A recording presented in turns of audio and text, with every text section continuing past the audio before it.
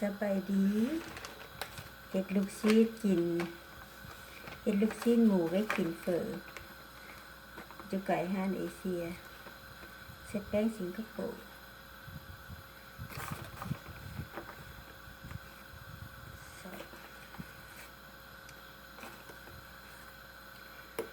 ซีเบียงพริกไทยใส่หลาเด็กน้อยกับบ่มัก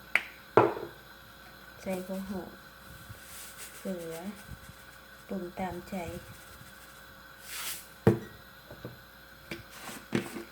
น้ำตาล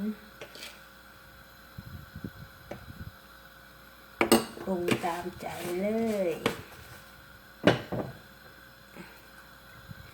น้ำปลา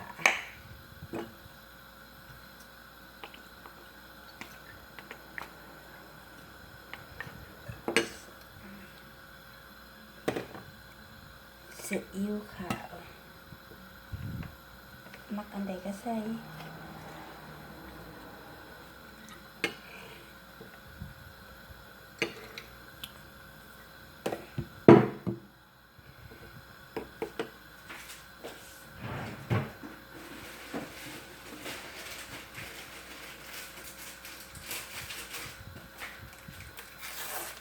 ผงฟูใส่ผงนึงไป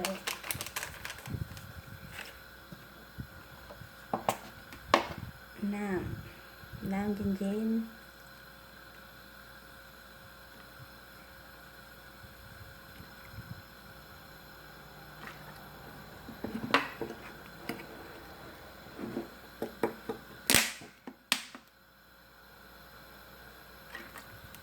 ใส่เบิ่ง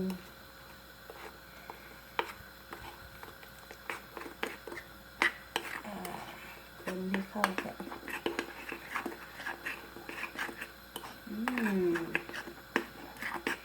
กินเฟอที่แซ่บกินมีลูกซีนบ่มีลูกซีนกินเฟอก็บ่แซ่บ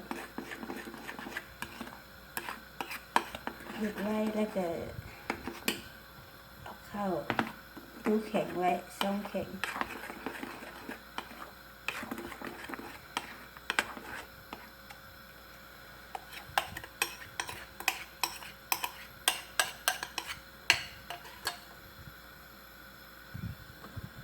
ใส่น้ำมันหมู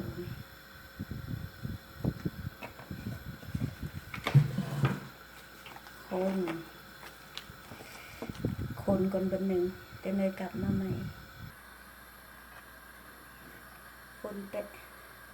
คนซีนเลยล่ะแบบนี้มาปั้นมือทามัน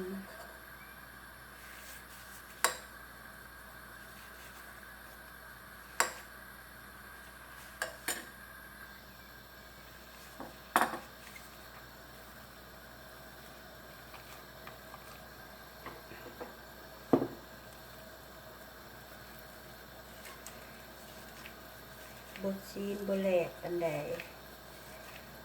จักออกควันเบิด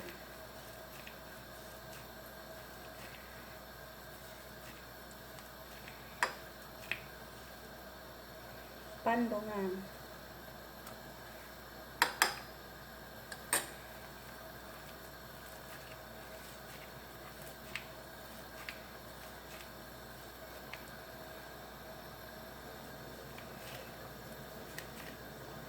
เครื่องฟูคือแหละลูกชิ้นปั้นบ่งามสร้างเฮ็ดกินเองคันบ่เฮ็ดก็บ่ได้กิน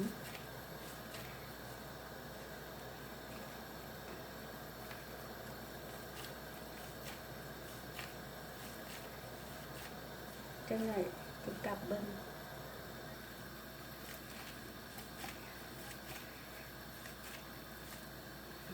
เทียนปั้นเองบ่งามปานใดสร้างมันแต่พอกินได้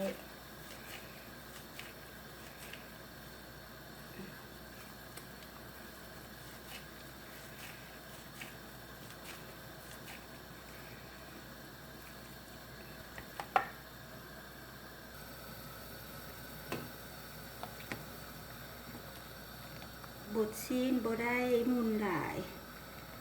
บดละบดมุนหลายบ่ได้จับออกควันเบิดขิวพอบดได้หน่อยหนึงพอได้ปั้นได้ซำนี้ล่ะปั้นก็บ่งามบ่เนียนพอได้กิน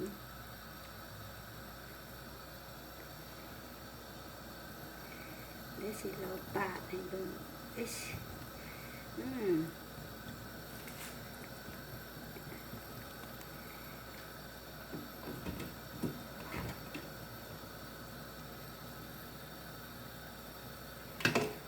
ได้แบบนี้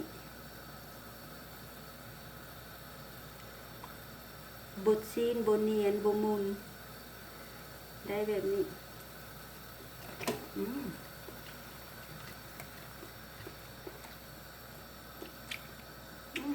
นุ่มเด้งดีบดเดินหลายก็บ่ได้จักออกควันเบิดจักน้อยสร้างพอได้กิน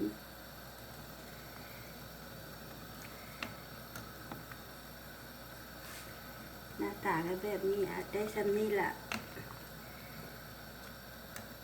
มื้อหน้าจะเฮ็ดอีกไหมบายบาย